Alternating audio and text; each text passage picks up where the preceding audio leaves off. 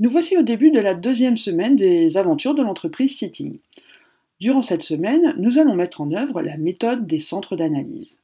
Un petit aperçu de l'exercice avant de se plonger dans le fichier Excel et de voir comment cette méthode peut se décliner dans cette entreprise.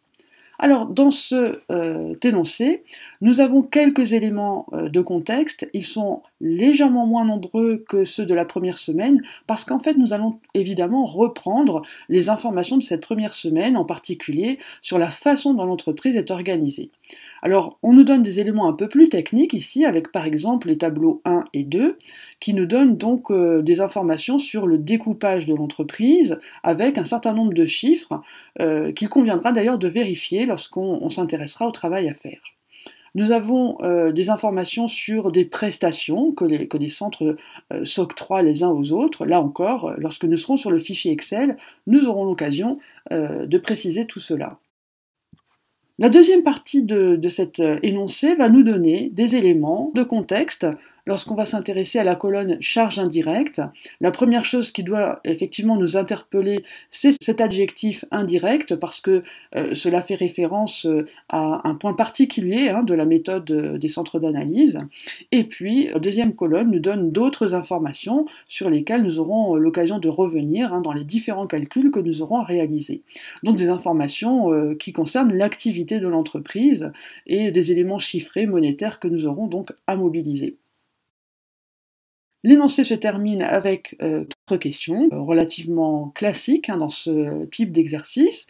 Dans un premier temps, une question classique de vérification des totaux. En effet, dans le tableau numéro 1, vous avez un certain nombre de chiffres qu'il conviendra donc de vérifier, en nous aidant des éléments sur lesquels nous avons travaillé pendant la première semaine, et puis nous entrerons véritablement dans le calcul des coûts de chacun des deux modèles de chaises en mettant en œuvre la méthode des centres d'analyse. Ce sera l'occasion en fin d'exercice de faire un commentaire global et de s'interroger sur le taux moyen de profitabilité de chacun des deux modèles.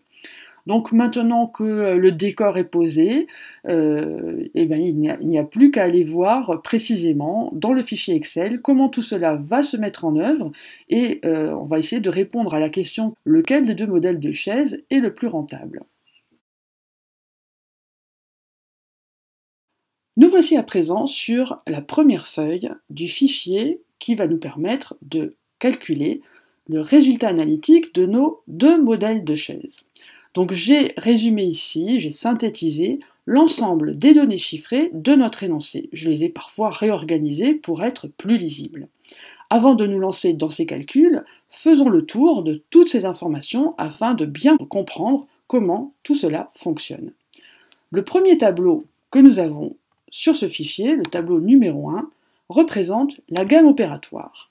La gamme opératoire représente en fait les standards de production des deux modèles de chaises. Si je prends le modèle Abilène, je peux lire sur la ligne que pour chaque unité, chaque exemplaire de chaise Abilène, il me faudra 2 kg de bois, 1 kg de plastique, 0,75 heures de main-d'œuvre, 0,4 heures machine, et la période précédente a vu la production de chaises se monter à 1270 unités. Sur la deuxième ligne, pour le modèle Buffalo, nous avons exactement les mêmes informations. La troisième ligne s'intéresse à des données monétaires sur lesquelles nous aurons l'occasion de revenir ultérieurement.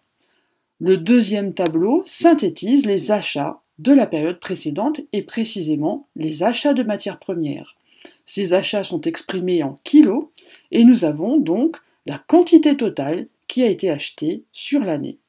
La colonne prix unitaire nous donne le prix d'un kilo de bois ou le prix d'un kilo de plastique. Nous pouvons constater que cette colonne se retrouve dans la dernière ligne du premier tableau. Allons maintenant sur le tableau numéro 3.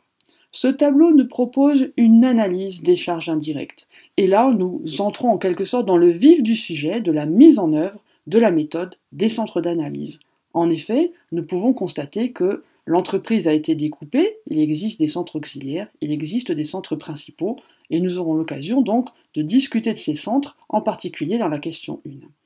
La première chose qui nous intéresse et qui nous interpelle dans ce tableau est le total des charges indirectes. c'est un total que nous connaissons, puisque nous l'avons déjà calculé la semaine précédente. Donc ces 148, 342 viennent d'être découpés à leur tour et répartis en différents centres. Nous remarquons que les deux centres auxiliaires de l'entreprise Seating sont administration et recherche et développement. La raison en est simple, ils ne sont pas liés directement à la production ou à la commercialisation des différents modèles de chaises, et donc la méthode des centres d'analyse va consister, dans un premier temps, à vérifier que le montant total de charges indirectes que nous pouvons affecter à ces deux centres est bien connu, et une fois que nous connaissons ce total, nous allons les répartir auprès des centres principaux. Comment va s'effectuer cette répartition ? Elle va s'effectuer en utilisant les informations du tableau 4. Dans ce tableau 4, nous avons une analyse des relations entre les différents centres. Elle se manifeste d'ailleurs par des pourcentages que nous aurons l'occasion, là encore, de présenter. Donc c'est ce tableau qui va nous permettre de faire cette répartition auprès des centres principaux. Enfin, le tableau 5 est un rappel des ventes de l'exercice et nous pouvons constater que si je garde le modèle à Bilène, nous avons produit 1270 unités pour la période écoulée et il s'agit exactement du montant qui a été produit. Nous évoluons en effet dans un univers où il n'y a pas de stock. Dernière information que j'ai compilée dans cette feuille, il s'agit des informations sur la machine spécifique au produit Buffalo, c'est-à-dire une machine qui n'est utilisée que pour la production du modèle Buffalo. Cette information sera utilisée à la fin de notre cas lorsque nous déterminerons le résultat analytique. Donc nous avons ici l'ensemble des données chiffrées qui ont été compilées, qui ont été organisées. Tous les calculs ultérieurs feront référence à cette feuille de données. Parfois je ferai des rappels un petit peu lourds, mais ce ne sera pas inutile pour bien vérifier qu'on ne perd pas le fil de notre raisonnement. Et la suite des opérations va consister donc à répondre à la première question. Donc je vous invite maintenant à vous rendre sur le premier onglet et à vérifier donc précisément les répartitions qui ont été opérées dans le tableau 3. Est-ce que ces répartitions sont correctes? Est-ce que nous retrouvons des éléments sur lesquels nous avons travaillé pendant la première semaine?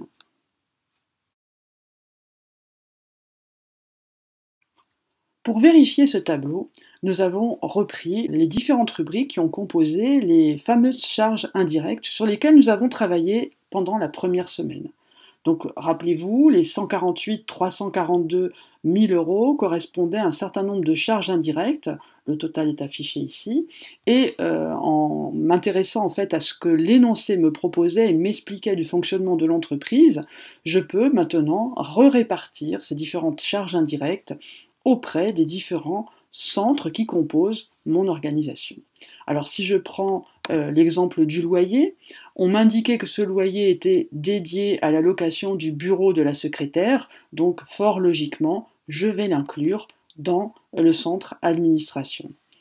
De la même façon, lorsque je m'intéresse aux différents salaires, j'avais des informations sur la décomposition de ces salaires, donc je vais tout simplement introduire le salaire de chacun des collaborateurs auprès des centres pour lesquels ils travaillent. Donc dans l'administration, j'ai le salaire de la secrétaire, dans le centre approvisionnement, j'ai le salaire de l'ouvrier approvisionnement, etc., etc. Et la somme me fait bien le montant sur lequel j'avais travaillé la fois précédente. Je peux remarquer une chose, c'est que j'ai des éléments très divers dans le centre administration.